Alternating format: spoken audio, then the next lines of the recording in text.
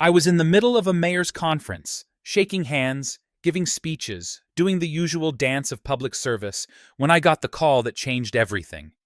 My mom, crying, trembling, barely able to get the words out. And when she finally did, I felt the ground shift beneath me. They're tearing down the house. At first, I thought I misheard. Surely she meant the city was fixing something nearby, or that she saw some construction work on the street. But no, she meant our house. The house I grew up in, the home my late father built, the one with his handcrafted wind chimes still singing on the porch, and Mom's prize-winning rose bushes blooming beneath the window. That house was being bulldozed, and she was watching it happen. But before we get there, let me rewind just a bit. It started on a quiet Sunday morning, one of those gentle, peaceful days where the sunlight filters through the trees and everything feels exactly as it should. I'd just dropped off my mom's groceries, as I'd done every weekend since Dad passed. She gave me a warm smile, handed me my empty lunch container, and insisted I take an extra cinnamon bun for the road. It was simple, familiar, safe. Then Karen Whitfield showed up. Karen, the new HOA president, wasn't just any neighborhood busybody. She was the kind of woman who measured grass with a ruler and treated flower pots like federal offenses. That morning, she stood in Mom's front yard with a digital camera and a smug little smile, snapping photos of the roses. "These are exactly 3.2 inches above height regulations," she chirped, waving a clipboard like it was a badge of authority. She even pointed at Dad's old wind chimes and muttered, "Not on the approved exterior decor list." Mom, ever gracious, just nodded politely and tried to hide her trembling hands. I wanted to step in. I wanted to say something. But Mom squeezed my arm and whispered, "It's okay, honey. You have your reputation as mayor to protect." She was always like that, always putting others first, even when she was being bullied right in her own garden. What I didn't realize then was that this wasn't just about roses or wind chimes. This wasn't even about Karen being a control freak with too much power and not enough compassion. It was something else, something deeper, a scheme already in motion, something that would unravel everything we thought we knew about our neighborhood and those who claimed to protect it. And if I didn't act soon, my mom wouldn't just lose her garden or get another unfair violation notice. She'd lose her home. And Karen? Well, she had no idea she was about to pick a fight with the wrong mayor. By midweek, my inbox looked like a war zone, half filled with HOA violation emails and the other half with smug community update newsletters from Karen Whitfield, our local dictator with a clipboard. Each new notice was more ridiculous than the last.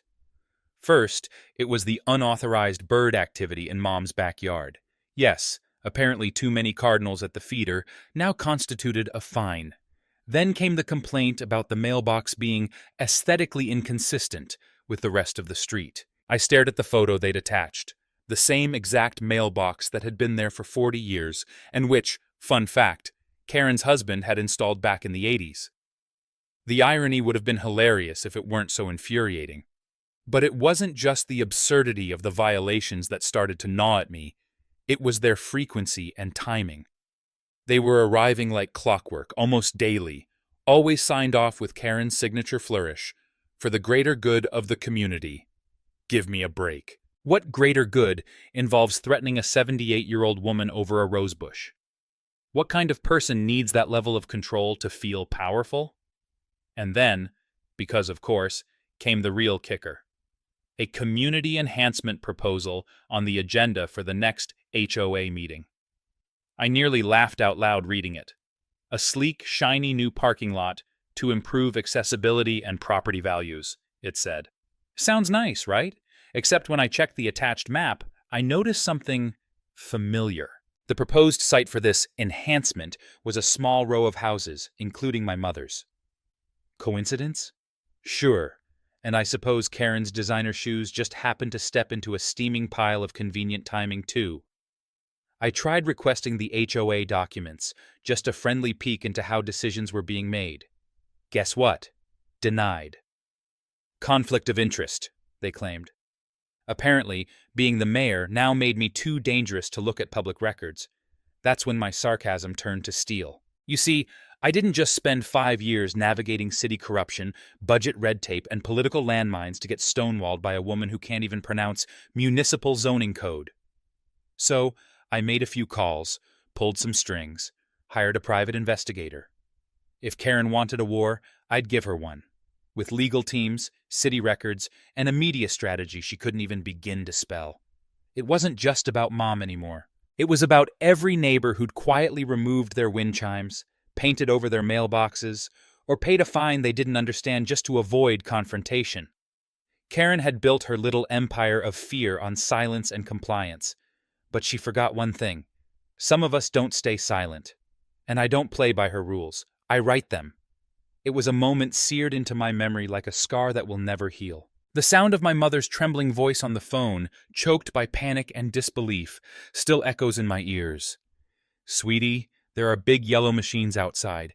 They're tearing up the garden. My roses."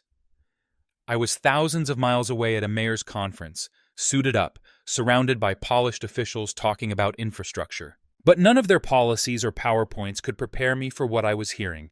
The home I grew up in, the place where my father taught me to ride a bike, where my mother still baked cookies every Sunday, was being destroyed in real time.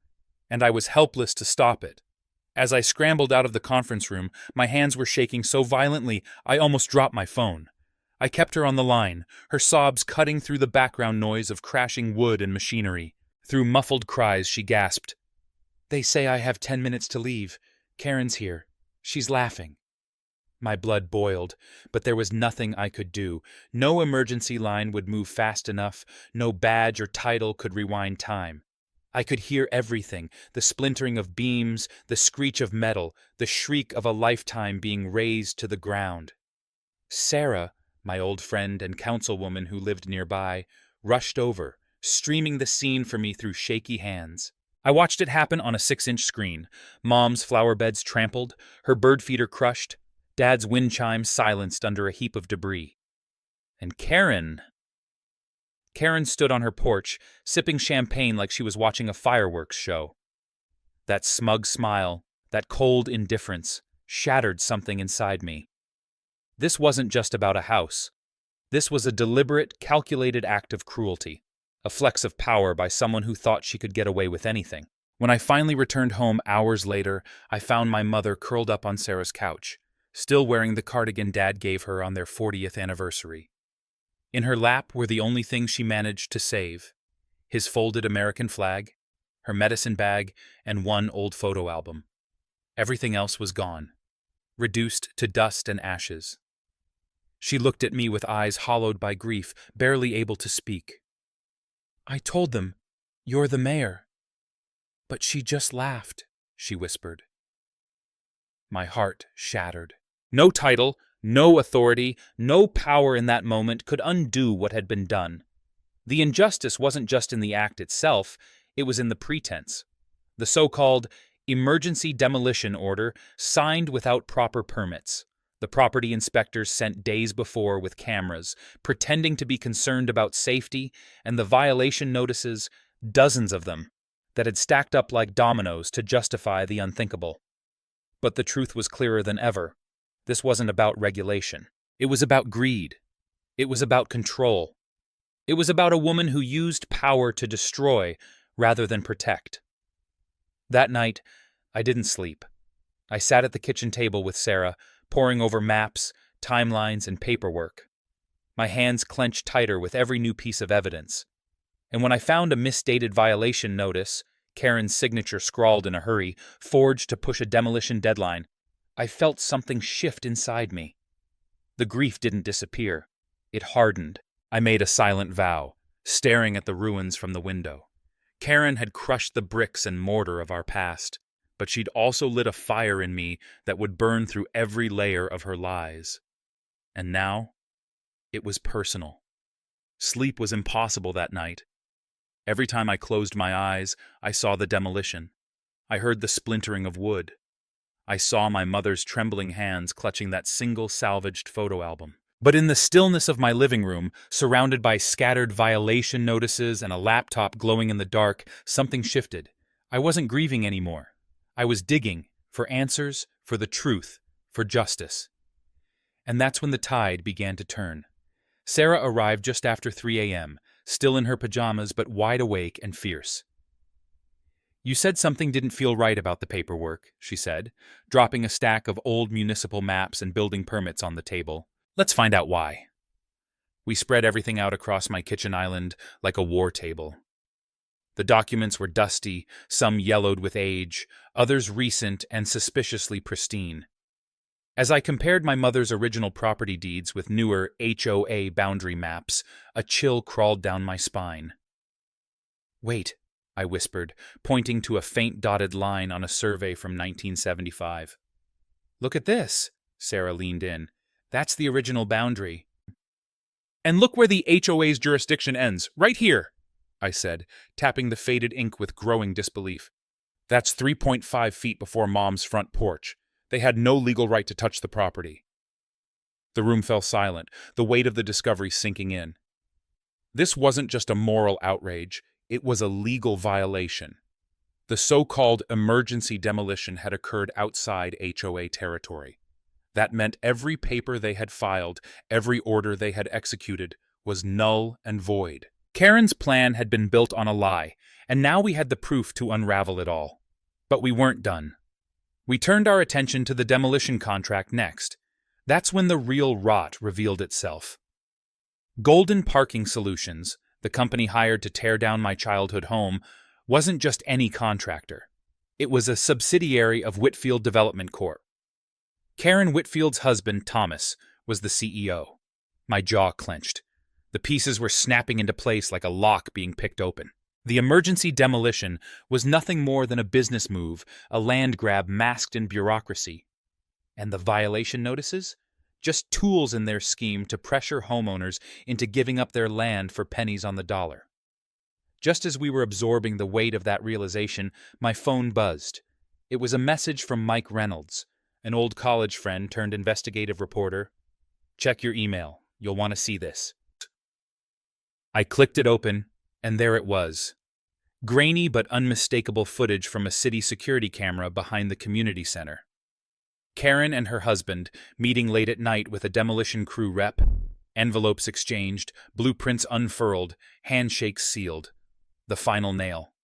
By sunrise, we had everything we needed. Illegally executed demolition orders, jurisdictional overreach, financial conflicts of interest, and video evidence of backdoor dealings. It wasn't just about Mom anymore. This was bigger. This was systemic. This was corruption. For the first time since this nightmare began, I saw a path forward, not just to rebuild what was lost, but to expose the entire operation for what it truly was. I made Mom breakfast, blueberry pancakes, her favorite, and told her gently, "We're going to fight this. And this time, we've got the law on our side." Karen may have knocked down our walls, but she had no idea she'd just opened the door to her own downfall. And now, the countdown had begun. By noon, the storm had already begun to rumble. After a sleepless night and hours of cross-referencing maps, contracts, emails, and surveillance footage, I walked into City Hall not just as a grieving son, but as a mayor, as a crusader, as someone with fire in their veins and a paper trail that could light up the whole system. Karen Whitfield had overplayed her hand, and now I was about to show everyone just how far she'd gone. I called for an emergency city council meeting. No more backroom deals, no more whispers, no more letting Karen spin her narrative while families like mine were left in ruins. I had a folder under my arm that could make or break the entire HOA board, and I wanted witnesses. Lots of them. The council chamber filled quickly. News had spread like wildfire. Neighbors whispered rumors, journalists jostled for camera angles, and even a few out-of-town reporters arrived, sensing that something big was about to drop. Karen walked in wearing a bold red blazer, her signature designer sunglasses perched atop her head, like this was just another photo op. She even smiled at me. That was her final mistake. I stood, adjusted the microphone, and clicked to the first slide of my presentation, a map from 1975 showing the original neighborhood boundaries. I pointed to the dotted line. "This," I said calmly, "is where the HOA's legal authority ends. My mother's home was beyond that line by 3.5 feet. Every violation, every fine, every threat was illegal." Gasps echoed through the chamber. Karen's smile began to falter. But I wasn't done. The next slide displayed the logo of Golden Parking Solutions. "Owned by Thomas Whitfield," I said, Karen's husband. "The company that just received a multi-million-dollar contract from the HOA to build a parking structure on stolen land." I clicked again, revealing footage of Karen and Thomas in a shadowy meeting with a demolition crew. Taken behind the community center 5 days before the so-called emergency demolition order was issued. Note the envelopes, note the handshake. Karen's face was stone now, the blood drained from it completely. Slide after slide, I exposed it all. Phony violations, falsified dates, fraudulent permits, and payments routed through shell companies. I showed a copy of the demolition order signed by Karen with a timestamp before the supposed HOA vote even took place. I showed property acquisition records tied to other board members, proving a pattern. They had done this before. We were just their latest target. "I ask the council," I said firmly, "to initiate a full investigation, to freeze HOA assets, and to suspend all board members effective immediately. This isn't just unethical, it's criminal." The room erupted, neighbors standing up, shouting in outrage, council members whispering urgently to one another. One of them, Councilwoman Reeves, leaned forward into her microphone. "Mayor Thompson," she said, her voice solemn, "do you have documentation of financial transactions as well?" I nodded and held up a thick binder. Invoices, bank statements, wire transfers, over $1.2 million in misappropriated funds traced to HOA accounts and Karen's private businesses. Karen finally stood. "This is a smear campaign," she barked. "He's using his position for personal revenge." I didn't flinch. "You tore down my mother's home, Karen. You laughed while she cried. This isn't about revenge. This is about justice." Just then, 2 plainclothes officers entered the room and approached the council. "We're from the state attorney's office," one announced. "We've received a packet of evidence related to HOA misconduct and property fraud. We'd like to speak to Karen Whitfield and several other board members immediately." Karen turned ashen. "I need to call my lawyer," she whispered, backing toward the door. "You'll have time," the officer replied, "at the station." As they escorted her out, murmurs turned into applause. A quiet strength surged through the room, a sense that the nightmare was finally breaking, and the light was seeping in. I turned back to the podium. "We can't undo what was lost," I said, my voice thick with emotion. "But we can make sure no other family suffers this kind of abuse again. The corruption ends here." And just like that, the tide shifted, not just in that room, but across the city. The scandal went viral within hours. Karen's arrest became the top story statewide. And as the footage of my presentation made the evening news, the community realized this wasn't just about my mother's house. It was about every single resident who had been silenced, fined, or bullied into submission. The reckoning had begun, and I was only getting started. In the months that followed Karen Whitfield's dramatic downfall, our neighborhood began to transform, not just in appearance but in spirit. The wreckage she left behind was not only physical, but emotional. Broken trust, strained relationships, and a haunting sense of vulnerability had settled over our once peaceful community. But healing, like any good garden, begins with patience, attention, and care. And that's exactly what we set out to do. Mom's new house was the first step. We didn't just rebuild it, we restored it with purpose. The same layout, the same windows she used to wave from, the same porch where Dad's wind chimes had danced in the breeze. Only now we added wider doorways for her walker, solar panels on the roof, and a garden space twice the original size. The day she planted her first rosebush again, with her hands in the soil and tears in her eyes, was the day we knew this place could feel like home once more. But the bigger change came in the people. No longer ruled by fear or rigid HOA codes, neighbors came together in ways we hadn't seen in years. We formed new committees, not to enforce arbitrary rules, but to support one another. A neighbor's watch, not for violations, but for checking in on seniors and helping with groceries. A gardening club replaced the HOA's landscaping contractor. Teenagers who had once been ticketed for noise complaints were now organizing weekend cleanup drives and teaching seniors how to use smartphones. The vacant lot where Karen had planned her parking structure? It's now the Thompson Memorial Garden, named after Mom and Dad. It's filled with raised beds of herbs and vegetables and features a small pavilion where we host monthly potlucks, storytelling circles, and community meetings. It's not just land, it's our heartbeat. But perhaps the most profound shift was internal. People began to speak up, not just when something was wrong, but when something was beautiful. Compliments replaced complaints. Conversations replaced conflict. And through it all, I saw my mother grow stronger, not just physically, but emotionally. For the first time in a long time, she slept peacefully. And from all of this, a few lessons emerged. Ones I believe are worth sharing with anyone who's ever felt powerless in the face of unfairness. First, never underestimate the impact of one voice. My mother's quiet dignity, even when everything she loved was being taken, became the spark that fueled an entire movement. You don't need a title to create change, you need conviction. Second, communities thrive not when they're governed by fear, but when they're rooted in connection. We lost our way when we let rules overpower relationships.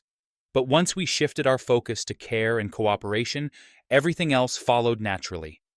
Third, and perhaps most importantly, resilience is timeless. You're never too old, too tired, or too small to stand up for what's right. My mother, at 78, became the symbol of hope for an entire neighborhood. Her courage reminded us all that strength doesn't always come with a megaphone. It sometimes comes with a whisper, a rose bush, and the quiet resolve to say, enough. For those in their golden years who've been told to step aside, who've been ignored or overlooked, I say this: your wisdom is your power. Your life experience is not a burden, it's a blueprint. And the more we listen to our elders, the stronger our communities will be. Karen may have torn down a house, but she unknowingly helped build something far greater, a real sense of unity. And in that, we found something even more valuable than justice. We found each other.